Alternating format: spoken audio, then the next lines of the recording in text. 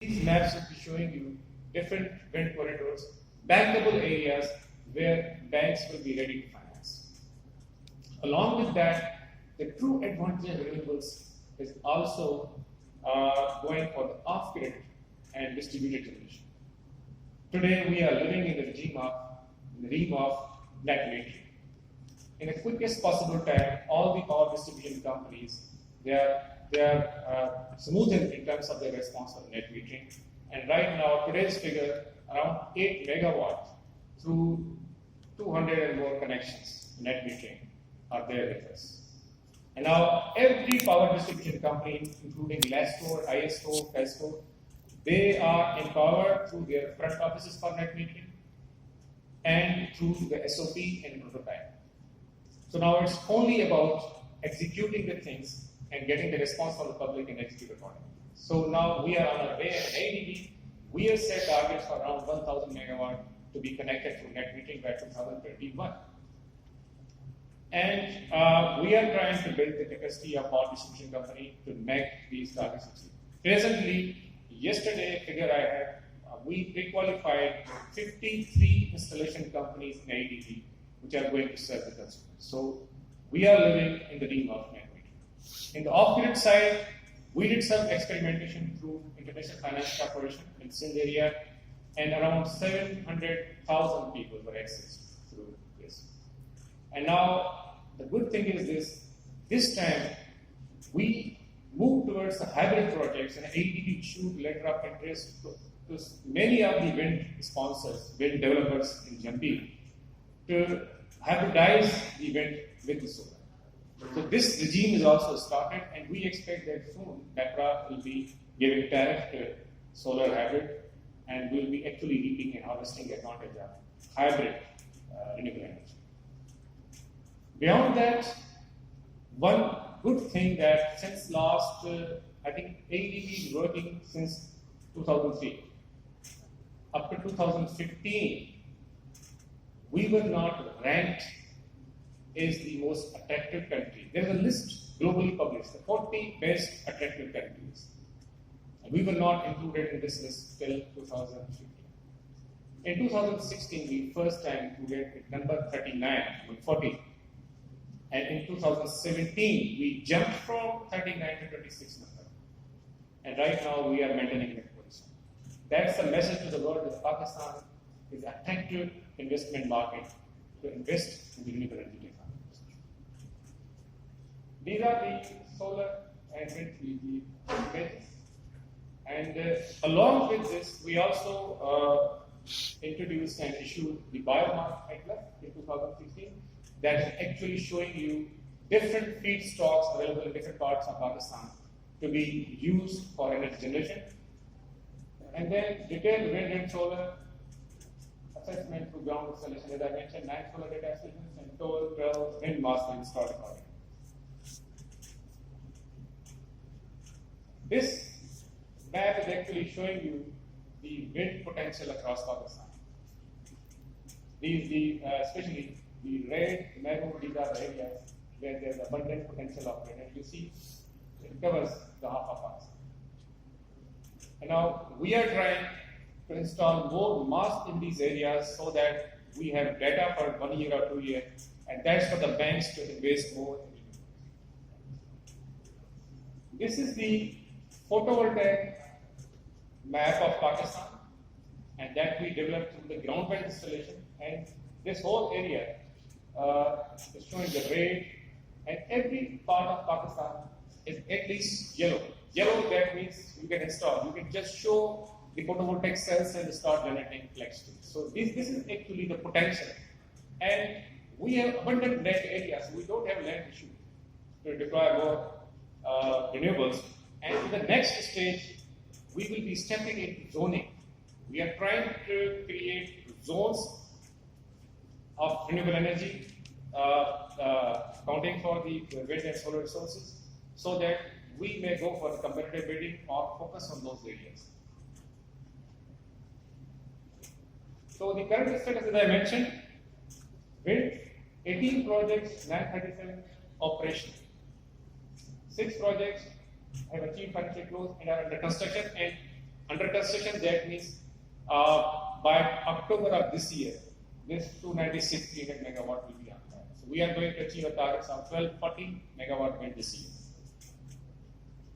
And in the next phase, the good thing is this: Pakistan started with the cost plus tariff, upfront tariff, and now we are moving towards the competitive bidding. The next phase of development, as per the government decision, will be based upon the competitive bidding, and we are in the process to do it as early as possible.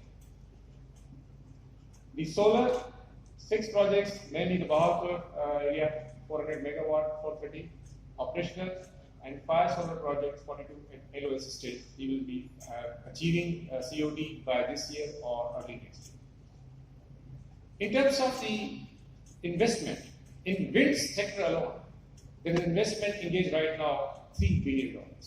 In solar, $0.6 billion. In bagasse based cogeneration, $1 billion. So it's almost more than $4.6 billion investment is already been engaged in the renewable. That's the third aspect, the bagasse based cogeneration. 6 projects at 200 megawatt are operational. 3 projects, 132, will be operational by this year, and 16 projects with 514 megawatt are in the pipeline. So if you combine more than 1000 megawatt in the pipeline, that's the electricity is being supplied by the sugarcane industry. So it's a loss-free. It's directly connected with your distribution line. These are the hybrid projects that I mentioned. The net metering that I mentioned already. 8 megawatt of generation license and net metering. Like in Pakistan. Previously, we worked on the off-grid and we failed because we installed this standalone system in the community lines, and this could not be managed because the community could not take up the responsibility, and it ultimately fizzled out. But this time, what we are doing is this: we are going by the commercial and semi-commercial basis. That means there is a vendor, and vendor give you the solar charge appliances, the lights, the fans, to those areas that there is no access to electricity. And with the cheapest lease, 1300 rupees to 1400 rupees per month, the vendor is going to maintain the solar cells in the appliances as well. So the consumer, the community line is the trouble-free. This experience has been very successful, and we access around 750,000 people are getting advantage in the Hatta area, in the Jampir area, and we are trying to replicate this model in other parts of Pakistan very soon, because this has been very successful, and the community that we always underestimate are ready to pay. So, future considerations. Some days before, I had a session with the Danish embassy, Danish ambassador, and we were actually asking the question that how come Pakistan can increase the share of renewables? And he gave us a booklet, and on the first page of that booklet, it was mentioned that the government had set targets to become fuel-free economy by 2040. This type of sentence, this type of target setting, you will not find in Pakistan. And this is the problem. We have to set our targets. Ambitious target vis-a-vis our true potential. We don't have target. We are still staggering it, setting target for 6% or 5%. ADP is already achieved. We are here to at least achieve 15% to 20% share in the electricity mix. And we are very much ready for this. With all the advantages that we have. But the government has to set targets. And second thing, we often talk about the system integration, how to integrate it. That's not an issue right now. That's only a technology shortfall. That's only a training shortfall. You can readily install and integrate renewables with other technologies as well. And third most important thing that I would like to highlight here, that we have to take care about our policy stability. Because the investors in this country and abroad, they see your portfolio, how far we are stable in terms of our policy, how frequently we reverse our policy. So policy stability, that's directly relevant to the building and rehabilitating the confidence of investors. So don't fracture it. Don't fracture the confidence of investors. These are a very fragile consideration that we have. And the last thing that we have to learn, that we have to frame the question that what's the problem? It's not only the load shedding or supply demand shortfall. There are sustainability shortfalls in this country. There are energy security issues in this country. We need to see energy independence. That means we should be able to take care of our electricity demand through only our indigenous resources or mainly different energy resources. That was our past. In year 83, 64% of energy was coming from hydro resources, from their own resources. So much of the energy independence was achieved. But right now we are very much depending on the imports. So whatever the policy we chalk out, whatever the policy we formulate, we need to take care about the energy security considerations and energy independence considerations. And that can only be done with the escalation of the share of renewables in this country. Thank you.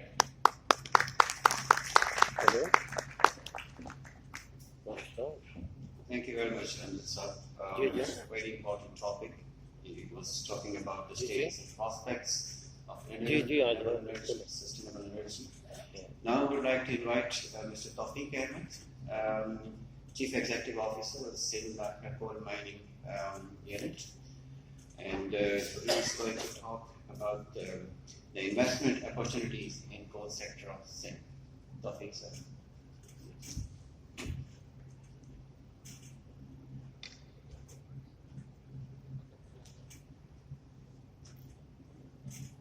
Bismillahirrahmanirrahim.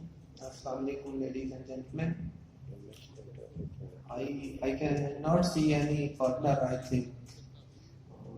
Is it I am allowed to speak in Urdu? If there is any further, I can continue. Because मुझे लग रहा है कि कुछ लोगों को खाना खा के नींद आ रही है, तो अंग्रेजी को सुनने से वैसे भी नींद आ रही है. तो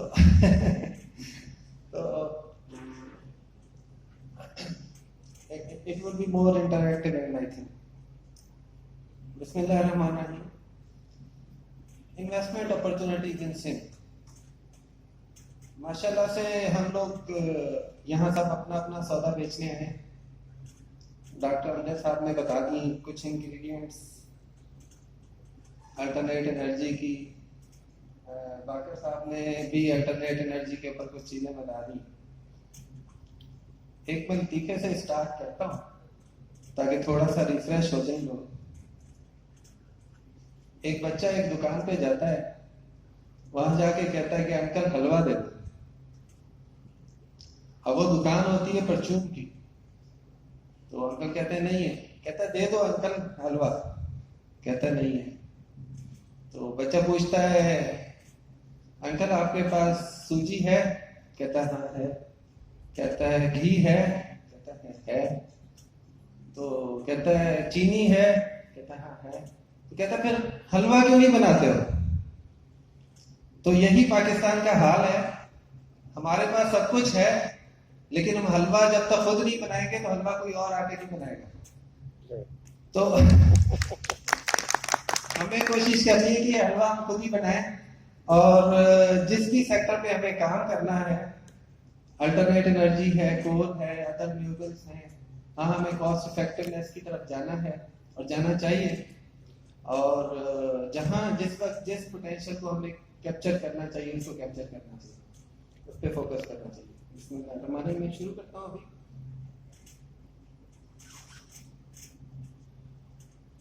मेरी प्रेजेंटेशन कवर करेगी following context. Types of coal, coal potential Sindh में क्या है, पाकिस्तान में कितना है coal potential, Sindh Lakhra coal mining company क्या है, क्यों फॉर्म हुई, क्या रीजन था इसका, क्यों कोल सेक्टर में इन्वेस्ट किया जाए, कौन सी इन्वेस्टमेंट अपॉर्चुनिटीज हैं कोल सेक्टर, और पोटेंशियल क्लस्टर्स कौन से हैं सिंध में for investment in coal sector.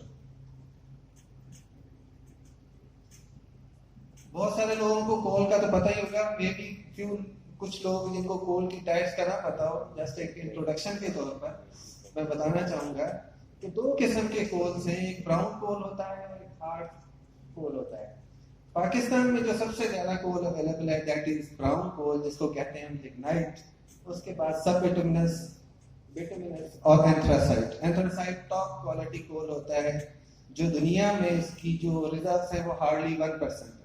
इसी तरह अगर आप देखें बिटुमिनस के रिजर्व्स जो है टोटल 52% है और ब्राउन कोल के रिजर्व 47% है दुनिया में। पाकिस्तान में इसके रिजर्व्स 98% कोल रिजर्व्स हमारे पास ब्राउन कोल मींस लिग्नाइट कोल के। अब इनकी यूटिलाइजेशन कहाँ है, क्या यूज है इस कोल का? जो लिग्नाइट और ब्राउन कोल है ये नॉर्मली थर्मल कोल कहलाता है और जो नॉर्मली इलेक्ट्रिसिटी जनरेशन में यूज किया है। इसी तरह कोकिंग जो हमारा बिटुमिनस कोल और एंथ्रासाइट है that is used for steel making and other Coke making products में जो हाई एंड प्रोडक्ट्स हैं वहां पर यूज होता है। ये रिजर्व्स हैं सिंध के। पाकिस्तान में 185 बिलियन टन के कोल रिजर्व और अल्हम्दुलिल्लाह पाकिस्तान का रिजर्व जो है दुनिया का 7वां बड़ा रिजर्व है कोल का। अगर इसमें कैटेगराइज किया जाए तो सिंध में 98% कोल रिजर्व है दुनिया पाकिस्तान के, जिसमें सबसे बड़ा हमारे पास जो कोल का रिजर्व है दैट इज थर। जो एक रिजर्व अगर कहा जाए दुनिया में जो सबसे बड़ा रिजर्व एक पॉइंट पर पड़ा है दैट इज थर का रिजर्व है दुनिया में, और कोई इतना बड़ा रिजर्व एक जगह पे नहीं मिलेगा। स्कैटर्ड रिजर्व्स होंगे आपको डिफरेंट जगहों पर, लेकिन एक जगह पर इतना बड़ा रिजर्व कहीं नहीं है। 9000 किलोमीटर के स्क्वायर किलोमीटर के एरिया में 175 बिलियन टन ऑफ कोल जो है वो अवेलेबल है।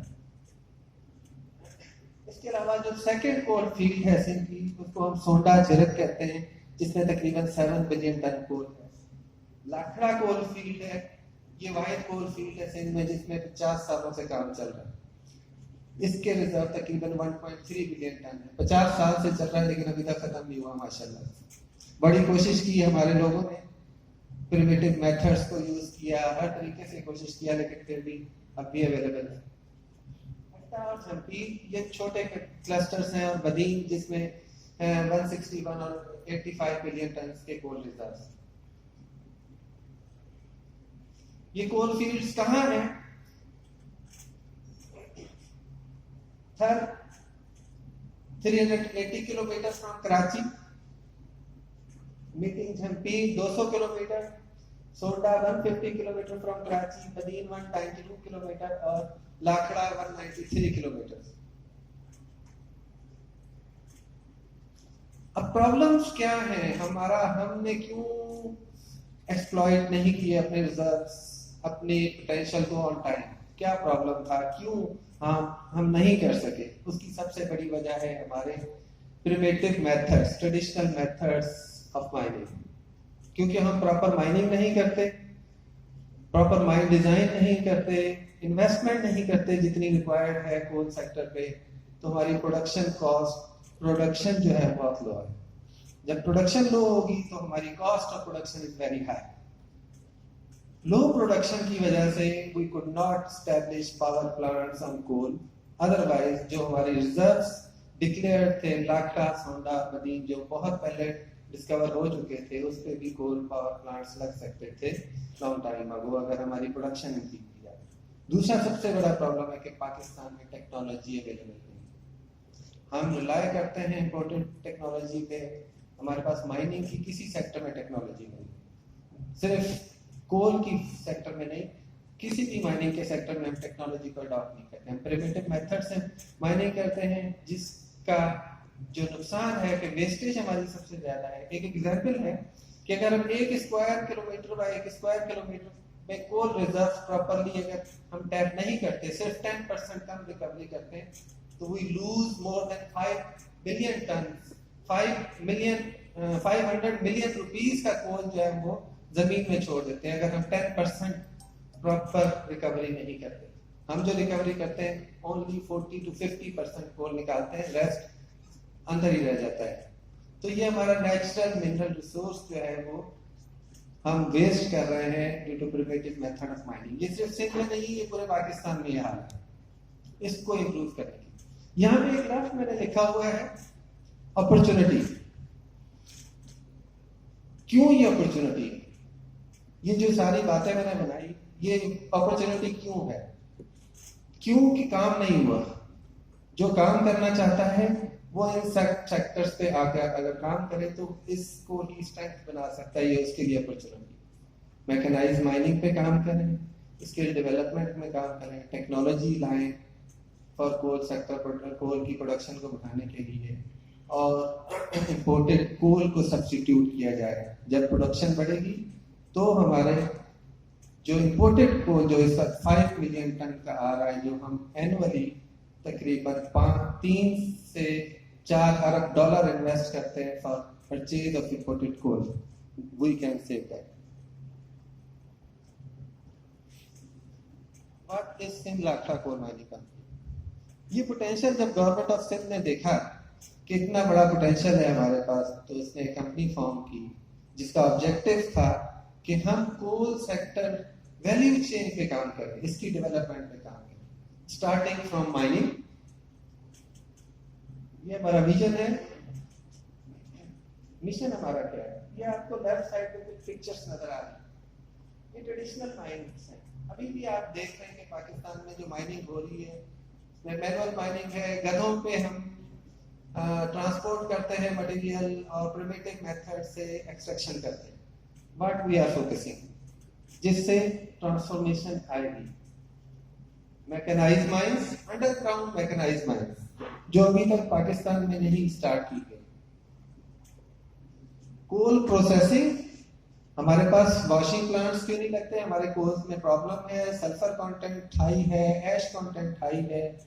हम कंसिस्टेंट क्वालिटी किसी पावर प्लांट को नहीं दे सकते, तो इस वजह से हमारा ज्यादातर कोल ब्रिकलेंस और इस तरह की इंडस्ट्री में, अनऑर्गेनाइज्ड इंडस्ट्री में यूज होता है। दैट्स व्हाई तो उसके लिए coal processing units, coal beneficiation units establish करना, एंड देन कोल की ट्रांसपोर्टेशन को इंप्रूव करना within the coal mines and outside, intra city and intercity. क्यों कोल सेक्टर में इन्वेस्ट किया जाए, ये क्वेश्चन है। वाई 2017 की इफेक्ट है। 6.9 बिलियन टन दुनिया में कोल प्रोड्यूस होता है। अभी भी दुनिया की 41% एनर्जी जो है वो कोल पर प्रोड्यूस हो रही है। 70% दुनिया की जो स्टील है वो डिपेंडेंट है ऑन कोल की प्रोडक्शन पे। कोल हमें फिर भी प्रोड्यूस करना ही करना है। अगर कोल प्रोड्यूस नहीं होगा तो स्टील की प्रोडक्शन नहीं हो पाएगी। Every 1 ton of cement requires 200 kg of coal. Cement और स्टील की इंडस्ट्री में कोल की बहुत ज्यादा इंपॉर्टेंस है, और इसके मेजर जो प्रोड्यूसर्स हैं China, USA, Indonesia, South Africa. Second region, ये आपने इंटरनेशनल स्टैटिस्टिक्स देख ली कि दुनिया इतना प्रोड्यूस कर रही है और हम कितना प्रोड्यूस करते हैं? Only 5 million ton a year, only 5 million ton a year, और 5 मिलियन टन हम इंपोर्ट करते हैं। गैप एनालिसिस कहाँ है? नेक्स्ट 5 ईयर में पाकिस्तान में जितने coal fired power plants plan हो गए हैं, we will be needing 28 million tons of coal annually. However, our production capacity is hardly at that time 10 million tons. Next 5 years में ये 10 million tons पे जाएगी। अभी भी जो गैप पीछे रह जाता है वो तकरीबन 20 मिलियन टन का गैप है, that we can meet through indigenous production of coal. Okay? 3 billion ton, जैसे मैंने बताया कि $3 बिलियन वो इन्वेस्ट कर रहे हैं कोल की इंपोर्ट्स पर। ये सारे फैक्टर्स ऐसे हैं जो हमें मोटिवेट करते हैं to come and invest on the coal sector. Coal mining, इसमें पावर जनरेशन एंड इसकी बाय प्रोडक्ट डेवलपमेंट। माशाल्लाह से गवर्नमेंट ऑफ सिंध ने एक जॉइंट वेंचर स्टार्ट किया थर में, जिसमें 3.8 मिलियन टन की एक कोल माइन डेवलप की गई है, जो नेक्स्ट ईयर 2019 में 100% ऑपरेशनल हो जाएगी, जिससे 3.8 मिलियन टन एनुअल कोल प्रोड्यूस होगा। ये पाकिस्तान की हिस्ट्री का सबसे बड़ा पब्लिक प्राइवेट पार्टनरशिप प्रोजेक्ट है, $2 बिलियन, जिसमें गवर्नमेंट ऑफ सिंध के शेयर्स 56% है। और दिसंबर में थर से पहला इलेक्ट्रॉन जो है वो इंशाल्लाह ट्रांसमिट होगा, और जो ख्वाब गवर्नमेंट ऑफ सिंध ने और फेडरल गवर्नमेंट ने देखा था फॉर द डेवलपमेंट ऑफ थर कोल, वो अचीव होगा इंशाल्लाह। फोर्थ रीजन जी, क्यों इन्वेस्ट किया जाए कोल पे, ये आप देखते हैं कि एनर्जी की डिमांड क्या है, कितना गैप है। इस वक्त हमारी इंस्टॉल कैपेसिटीज क्या है, और 2035 तक हमारी इंस्टॉल कैपेसिटीज, हमें कितनी बिजली की रिक्वायरमेंट। अभी हम सिर्फ 20,000 मेगावाट पर हैं, और आगे जाके अगर हम देखते हैं 2035 पे लो हमारी जो डिमांड है वही 1 लाख मेगावाट अगले 10 सालों में पहुंचती है, और हाई और मीडियम पीक को तो अभी ना भी टच करें तो 1 लाख मेगावाट 2035। तो there is a huge demand of energy, और जो एक बड़ा मोटिवेशन है for investment in coal sector as well as other energy production sectors. Alternate है, सोलर है, विंड है, जिसमें भी जाए we have to produce energy for the development of our country. इस वक्त कोल की कंजप्शन कहाँ हो रही है, जो हमारा कोल आ रहा है 39% कोल जो पाकिस्तान में आ रहा है that is used in brick industry, 54% coal is used in cement industry, and 7% coal is used by other sectors, miscellaneous sectors, including power sector. What are the investment opportunities? कहाँ investment की opportunity है coal sector में? सबसे पहले mechanized mining, not in traditional mining. If a good investor want to invest and earn money, they should come for mechanized mining. Open pit mining, if they are interested for mega investment, they can come in Thar, or if they are interested in underground mining, they can choose other clusters, जो मैं आगे आपको बताऊंगा। Second, processing of coal. Washing plants, Pakistan में एक भी कोल washing plants नहीं है, प्रोसेसिंग प्लांट नहीं। जब तक वॉशिंग प्लांट नहीं लगेंगे हम quality coal to the power plants, cement industry नहीं दे पाएंगे। हम इसी स्टेज पर रहेंगे जहां खड़े हैं, क्योंकि quality, consistent quality is required to every power plant, every industry as raw material input. Other by products पे हमें बड़ी काम करने की जरूरत है। 185 बिलियन टन का जो रिजर्व है, ये बिजली पैदा करने से हम खत्म नहीं कर सकते। दुनिया अगले 30 सालों में, डॉक्टर साहब ने बिल्कुल सही कहा कि अगले 30-35 सालों में दुनिया जबरदस्ती हमसे बंद करवाएगी कोल की प्रोडक्शन। यही 30-35 साल है हमारे पास जिसमें हम कोल को यूटिलाइज कर रहे हैं, और 30-35 साल में हम 185 बिलियन टन यूज नहीं कर सकते। क्या करेंगे कोल को जो हमारे पास रिजर्व है? क्या ऐसे ही पड़ा रहेगा? ये मिनरल रिजर्व को, इसकी यूटिलाइजेशन के लिए अभी से हमने इसकी R&D पे काम करना है कि इसकी क्या अदर बाय प्रोडक्ट्स बन सकती हैं।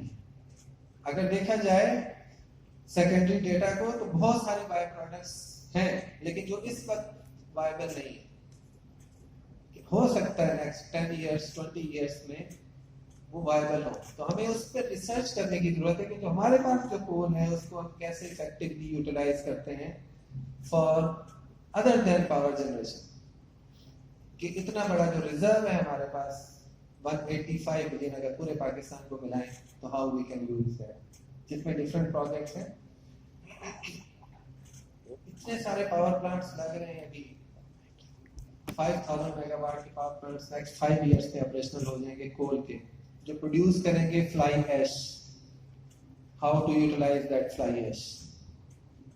One of the biggest problem coal-fired power plants. Here we can invest. We can identify how we can utilize fly ash to generate money as a business unit. इसकी utilisation को देखना है, यहाँ पे investment कर सकते हैं, इसकी बाय प्रोडक्ट्स पे काम कर सकते हैं. Third, services. Fourth, services sector में बहुत ज्यादा रिक्वायरमेंट है. जितनी कोल सेक्टर में इंप्रूवमेंट आ रही है, जितना बिजनेस बढ़ रहा है, जितनी माइंस ओपन हो रही है, जितने पावर प्लांट्स कोल फायर्ड लग रहे हैं, उतनी ही ज्यादा सर्विसेज सेक्टर में इन्वेस्टमेंट की अपॉर्चुनिटीज हैं. Either coal mining, power plants and skill development.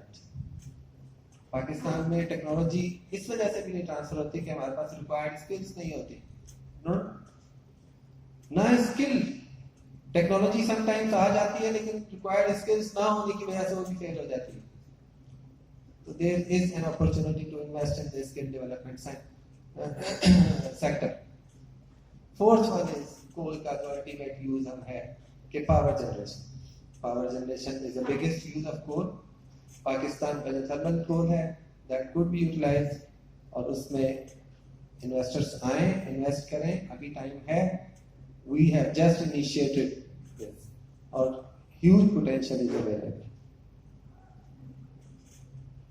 कौन से पोटेंशियल क्लस्टर्स हैं सिंध में जहां पे इन्वेस्टमेंट की जा सकती है?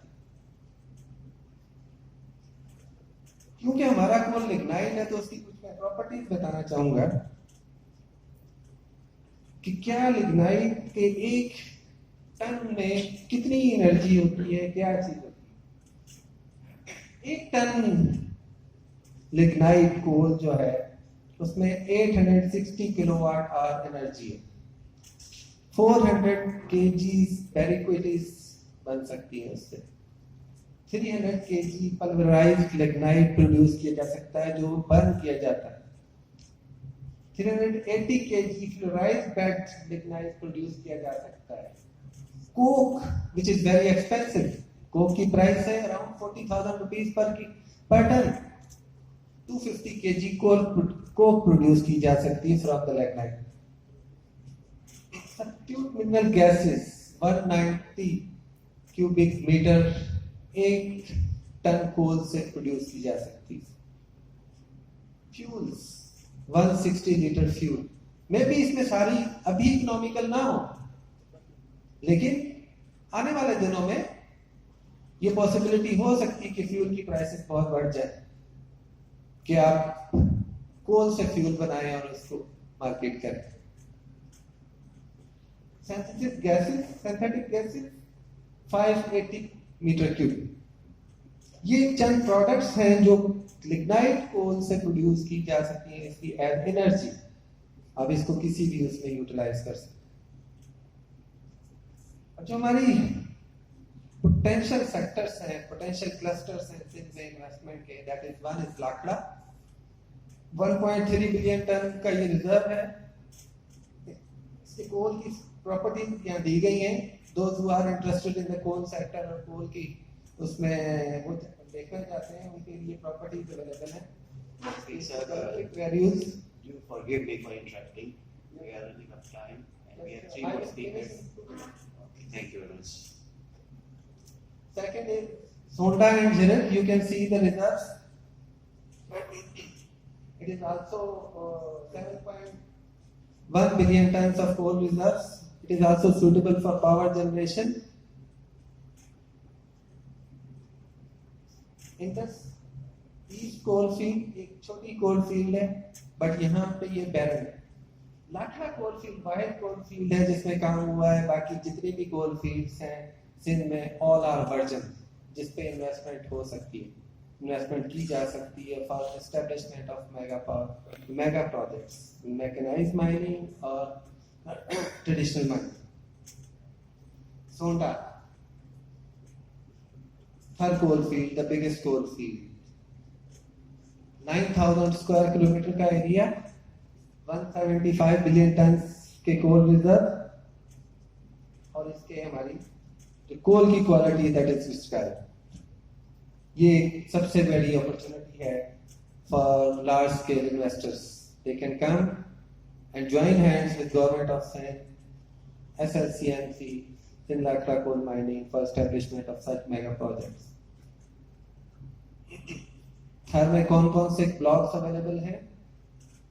10 ब्लॉक्स गवर्नमेंट ने बनाए थे, जिसमें लास्ट 3 ब्लॉक्स अभी अवेलेबल हैं, जिसपे पोटेंशियल इन्वेस्टर्स आके इन्वेस्ट कर सकते हैं for establishment of mega mining projects. जिसमें मैं आपको रिजर्व्स का थोड़ा बता दूं. ब्लॉक 8 में 3 बिलियन टन के रिजर्व्स हैं, ब्लॉक 9 में 2.8 बिलियन टन के, और ब्लॉक 10 में 1.6 बिलियन टन के कोल रिजर्व्स. ये कंपैरिजन है. अब तो इस कंपैरिजन की जरूरत नहीं.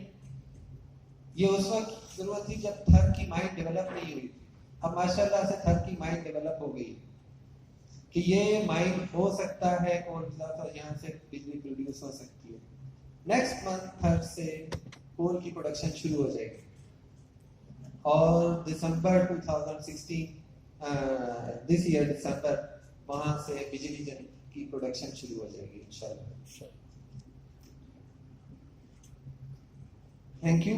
If any investor is interested for investment in the coal sector, they are welcome to visit to our company, Energy Department, Government of Sindh. Thank you very much. Thank you very much, Pratik Ahmed sir. I hope with your impressive speech, you will find the investors by the end of this conference. Let me continue, and I will request my honorable speakers, please take care of the time, because the organizers are showing me the watches. And now I request Mr. Moinuddin Sheikh, Project Director, Punjab Power Management Unit, and he's going to talk about the development of hydropower project in canal system in Punjab. Bismillahirrahmanirrahim. Honorable speakers, organizers of the exhibition, ladies and gentlemen, Assalamu alaikum. As is evident from my topic, development of hydropower projects in Punjab. You know, Punjab has a very old and largest canal system in the world, and this system is developed out of the gorgeous Indus Basin, of which we are the users. Gentlemen, ladies and gentlemen, water and energy, they are inseparable. They have a very old romance. To produce energy, you need water, and to transport energy, to transport water, you need energy.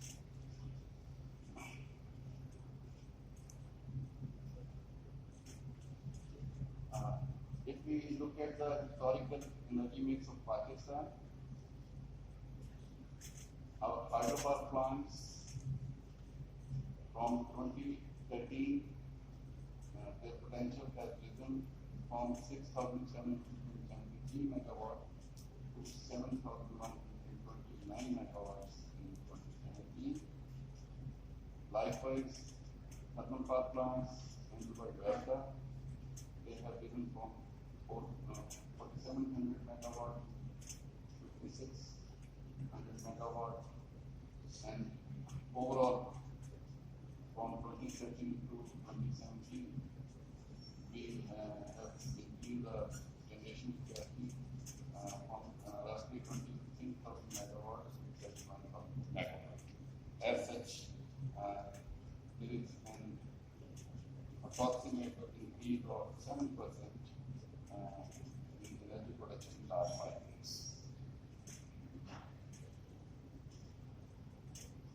And if we look at the fuel-based energy mix, hydropower in terms of gigawatt hours, it has risen up to 3,000 and 22,183, and diesel, HFO, coal, natural gas, nuclear, etc. In overall context, we have gone up from 96,000 to 123,000 gigawatt plants.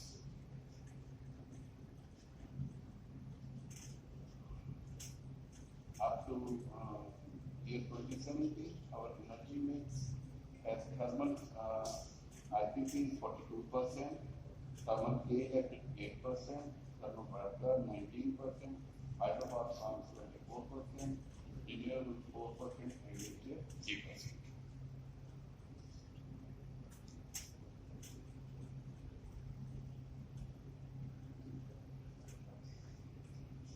Coming to hydropower, Pakistan has an overall potential of 60,000 megawatts on our rivers and other water bodies. And until now, we have only tapped up to 10 or 11%. In case of Punjab, we have a potential of 479 megawatts of small hydropower plants at irrigation canal or barrages.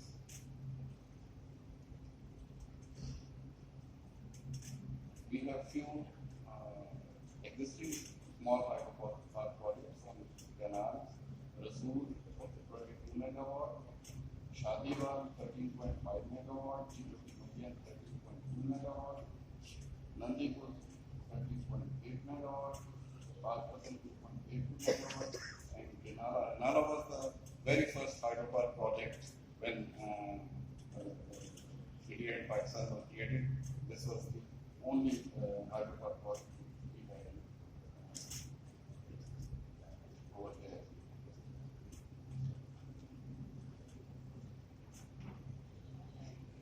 If we look at the potential low-head hydropower projects in Punjab, we have 11 sites on barrages, 37 sites on canal falls, and already completed, which I have just indicated. There are 8, and as such, there are total 56 sites with 650 megawatt potential.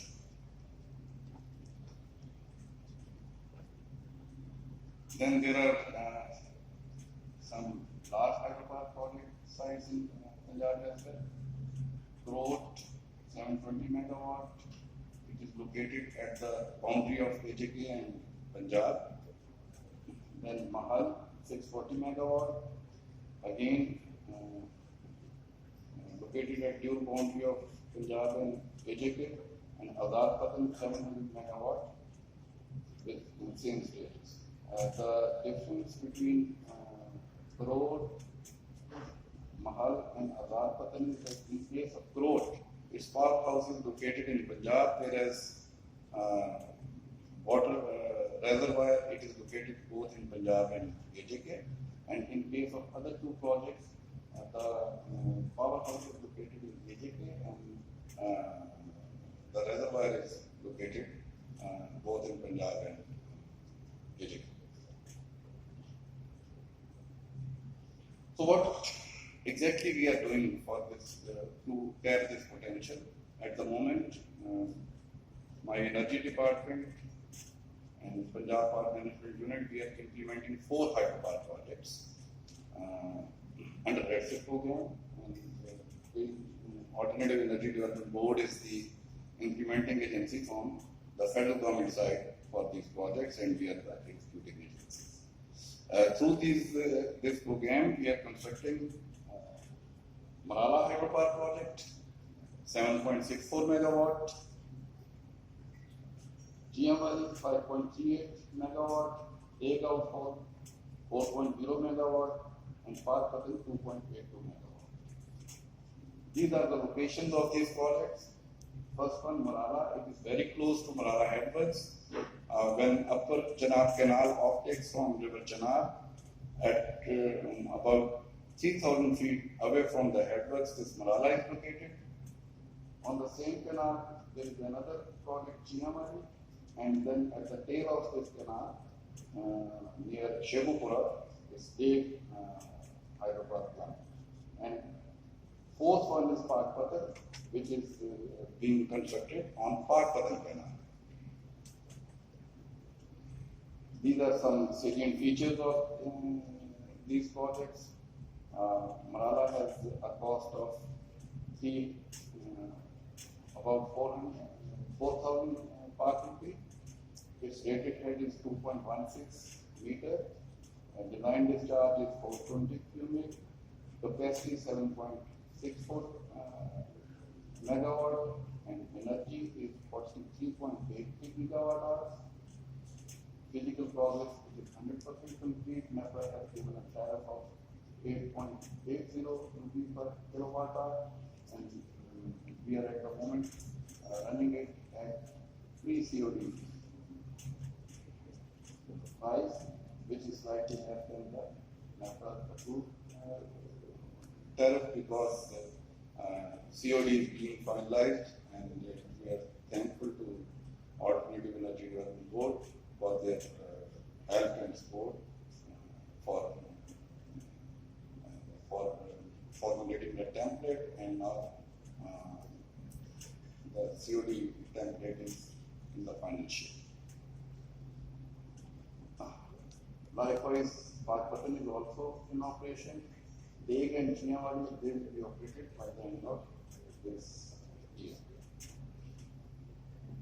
These are again some second features of these projects, and we are implementing this program under a loan tranche from Asian Development Bank, and this has three parts.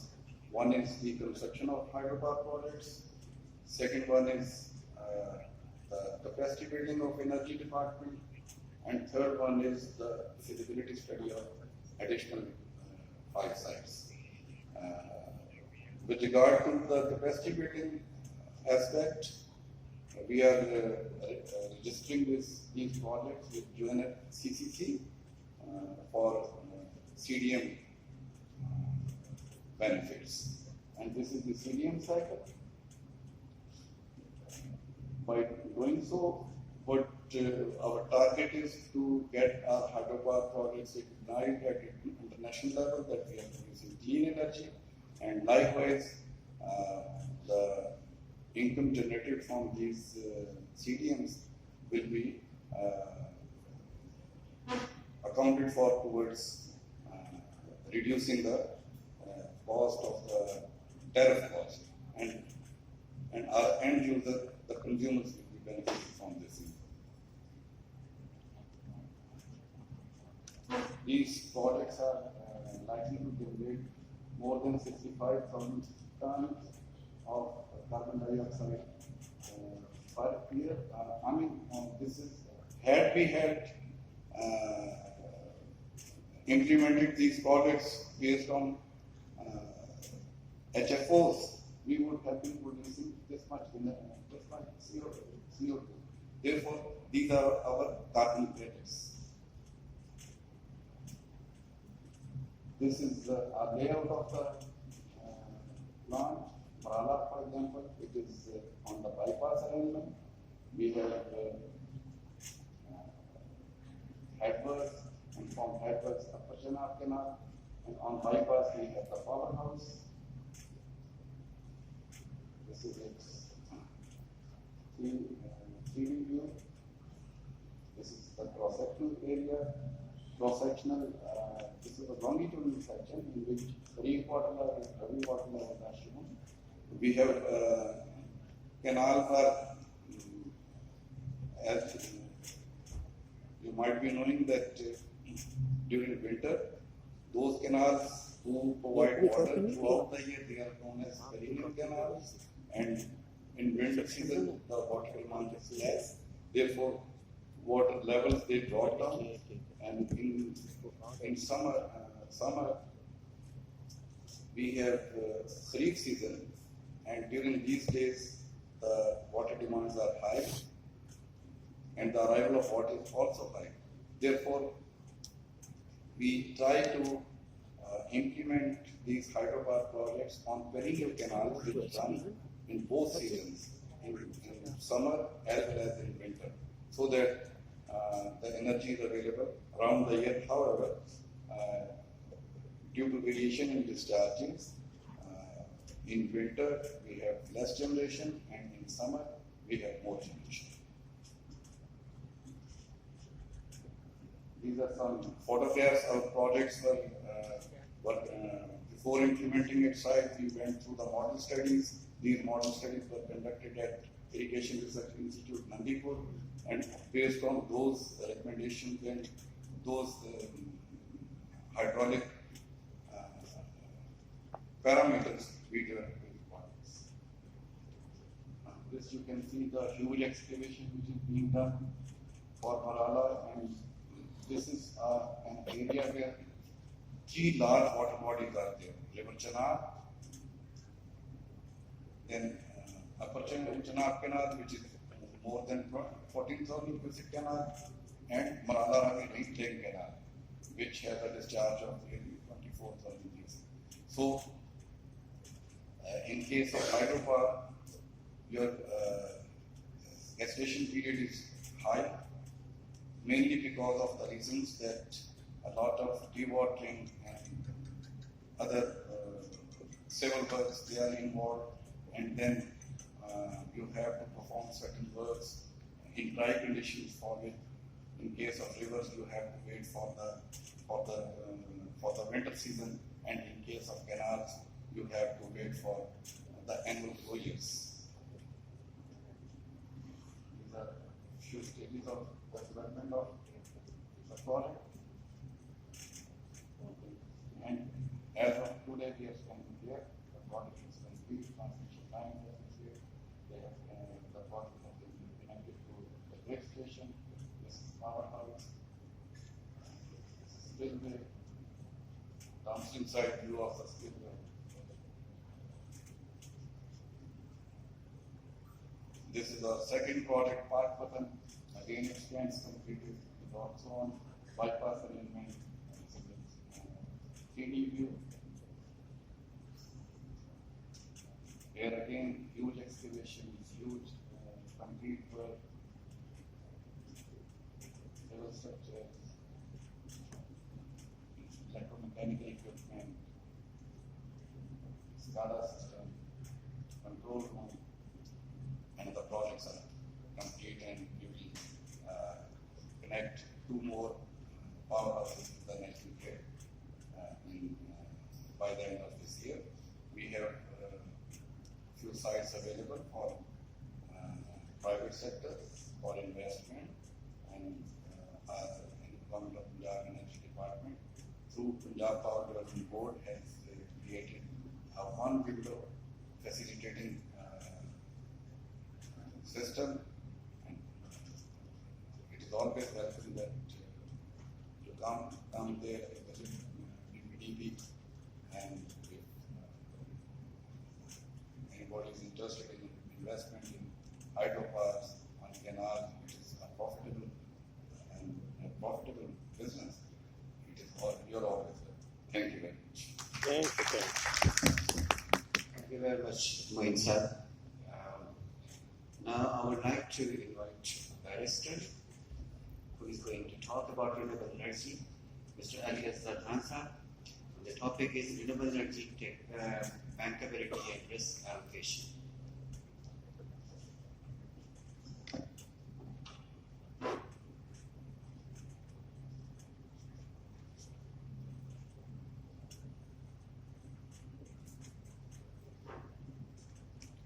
Bismillah ar-Rahman ar-Rahim. Respected delegates, honorable speakers, ladies and gentlemen, Assalamu alaikum. I think what I will be speaking on today is not necessarily relevant to renewable energy only. It's a generic form of, and of course I'll be linking it with the renewable energy and the power sector as a whole. But the concept and the idea to be spoken about is overall bankability, as to what that means, and of course the risk allocation, as to how do we approach that. To put things into perspective, my background, I've been working in the area for around 15 years, and I've worked on 5 continents across the world. Formerly, I used to be an investment banker out of Wall Street, with an undergraduate in economics and finance, converted to law, a Warwick Law from England, and currently I'm a partner at Heather with a BNR. My firm is a leading firm that practices in energy in all kind of multitude dimensions of energy. I myself head the firm's energy projects practice out of Karachi. I think I can easily say that we are at the forefront of the CPEC transactions. And besides that, my firm and I personally have been involved in around 80% of successfully closed IPPs in Pakistan since 2002 policy. I have that weird luck of being always involved in the first of its kind whenever the country has gone for it. Post 2002, the first RFO, the first gas-based, the first RLNG, the first wind, the first solar, and now the first megapole projects. We've been, and I've been personally advising on all of those. Okay. That brings a certain degree of experience for me on the table, and I'd like to relate that experience to the topics that I will be speaking on today. Okay, first, bankability. If you were to ask me, because I feel we're in the business of making dreams realities, projects that exist in minds are brought into the real physical world. And if somebody was to ask you, give me some few words as to how that can be done. Number one, a project should be practical. Yes, I do not want to import fuel from the moon because that is not practical. The project should be operable. That is, you cannot turn sand into gold. It should be actually practically operable. The project should be tariffable. If the government is involved, I can bring the most beautiful project to Dr. Saab over here, but if it is not tariffable and I want to sell him electricity for, let's say, $30 per kilowatt, it is not going to happen. The fourth, and more importantly, is it should be investable. It needs to turn on the investors all over the world, or at least the group of investors that you are actually targeting at. And finally, and more importantly, if all of the four of the above are true, the project should be bankable. Now, when I started out my business, and even today when I meet sponsors, everybody asks me a singular question sometimes. Why banks? Why do banks matter? No, we're the ones taking the risk. We're the ones who conceived the project. We're the ones putting the equity in there. These lenders, why? Now, interestingly, I have been for 40 to 50% of my practice revolves around representing the banks, the financial institutions, the DFIs, and whatnot. And I can assure you, the importance of the banks cannot be simply denied because if the project is worth $100, they're investing $75 to $80 in that. Simple as this. The one with the money are the banks. If you get me somebody who wants to set up a project on 100% equity, I'd love to work with that investor. A, the government policies do not necessarily allow for that. And secondly, throughout the world, wherever banks lending is involved, they will be taking the major chunk of the risk when it comes down to setting up a project. Ladies and gentlemen, as I said, I'll repeat myself, in your energy sector today, 75 to 80% of the money in a project comes from the banks. So, Jiske Paas Paisa, he's the one who's got the biggest stake in there. Multiple banks in Pakistan, as we see today. We have your local commercial banks, your HBLs, NCBs, UBLs of the world. Then you have your multilaterals, which are essentially your IFCs, your OPECs, your OFIDs. They're also operating in Pakistan. You have your foreign commercial banks, which my heart breaks to say, are not too many of them investing in projects in Pakistan, like your HSBCs of the world and the Citibanks of the world. Yes, there were some great times when they were investing in some of these projects in Pakistan, but currently I do not see international commercial banks investing in this. You have your ECAs, the export credit agencies, who buy something from the USA, a turbine from the USA, and then their ECA will fund it, export credit agencies. They're also part of it. And of course, the political risk insurance providers, they're also part of the lending group. Your Sanashore from China or your Migas from the European world, the American world. Of course, the lenders, since money is involved, everybody pays for them. There are multiple other stakeholders in that process, which are us, the legal advisors. They'll always hire one of the best ones out there. They'll hire their financial advisors to advise them as to how the money has to be invested. You will have the technical advisors, the tax advisors, and the credit committees. These all stakeholders will finally be fitting into that one beautiful definition called the lenders. And when a decision is to be taken by them, it's each one of them that will give their inputs, whether or not to finance the project or not. I think there's a lot of stuff that has been said. I think my speakers have been very fair in actually capturing as to how Pakistan's energy market stands as of today. I think the challenges that it faces, what the future holds, and everything else that has been highlighted is absolutely spot on. And I can definitely add there's a lot of credibility from my experience that I can add to what they've said. But I have a small walk down the memory lane. Let me give